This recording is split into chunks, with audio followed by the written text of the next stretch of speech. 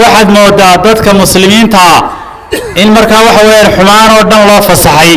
oo la yiri markaa waxa weeyaan waxa la yiraahdo samaysa waa free ma aha walaalayaal farxadda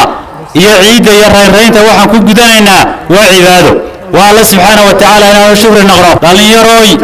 waxyaabaha dhaca markaasi ee ka mid tahay inay hablo xijaabkii ka tageen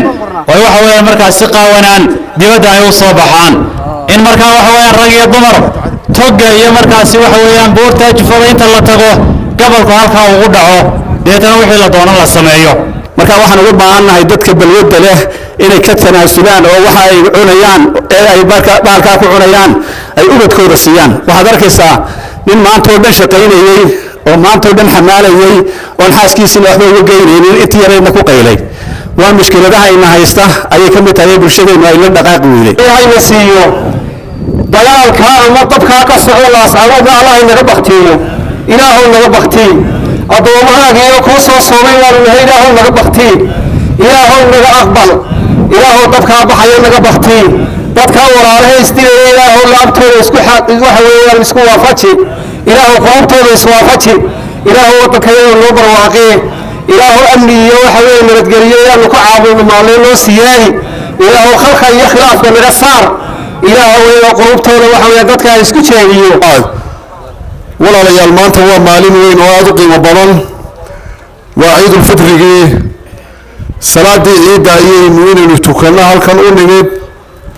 waxa weeyaan ugu horeyn waxaan leeyahay taqabbal Allahu minna wa minkum saalih al-a'maal ummadda islaamka dhammaan ee maanta ciiday ummadda Soomaaliyeed dhammaan ummadda reer Somaliland intaba waxaan leeyahay taqabbal Allahu minna wa minkum saalih al-a'maal inagoo maanta joogna meel maandarin ugu dhow yahay haddana maanta saldhigga Togo Jaale dambiilayaasha ku xidhan maanta waa dhowr iyo 10 qof awal boqolaad bay noqon jireen dadka waxa nala dabagooyay maandooriyaasha shacabka Togo Jaale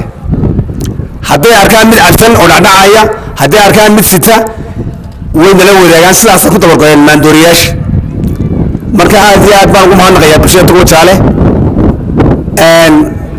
anaguna waxaan u cuskanaa xeerka iyo sharciga cidna ma saacidno ninka soo degno ogaado inaanu wajina ku baxaynin uu iska baxsado hawada ka baxay haddaba maalmahan ciidda dad baa u soo safraba maandooriyaha iyo xumaanta dad baa safar u soo galaba marka waxaa laydinka doonayaa inay si awalba u shaqayn jirteen isha ugu haysaan kay noo socoto hawsheeda dowladda hoose gacanta ku haysaa wadadii weynayd ee maynka magaalada ahayd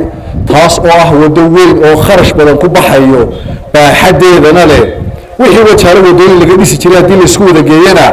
waxa ka badan kharashka dilinaysa ku baxayo kaliyaata runtii bulshada wajaale way ka yar shakiraayo markaas intaada waxaan yaa dhamaystiri karaya waa wixii ragna ku carabina aqbala way dhamaystirmayaane dacalka laga wada istaago hadduu la yiraahdo way dhamaystira doonaaye taa ku bishaareysta hadduu la yiraahdo ilaa aan dhamaystirnana kana sameeyno ilaahayna ay noo fududeeyo hadduu la yiraahdo waxa weeye wadada waxa qalab ka shaqeynaya inta ugu badan dawladda ale muddadii halka aanu joognay ayaan qalabkaana hirgelinay oo cashuurtiini ka iibinay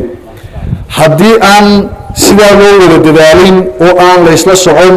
oo shacabku iyo bulshooyinka wajaale iyo ururada kala duwan ee bulshadu haddii ayna horumarka dacallada ka istaagin waxba inoo hirgeli maayaan marka layna yidhaahdo waa magaalo ganacsiyeed iyo marka la arko wadooyinkeena iyo kaabayaasha dhaqaaluhu isma laha runtii waxa weeyaan ma waxay dawladda hoose qabato ee taagteeda iyo tamarteeda ah mise waxay noqoto iskarab istaaga ganacsiga iyo bulshooyintu inta badan waxa weeyaan kaalintoodii weli ma hayno haddii aan hareeraha laysla qaban horumarkuna waxbay inoo suurtageli maayaan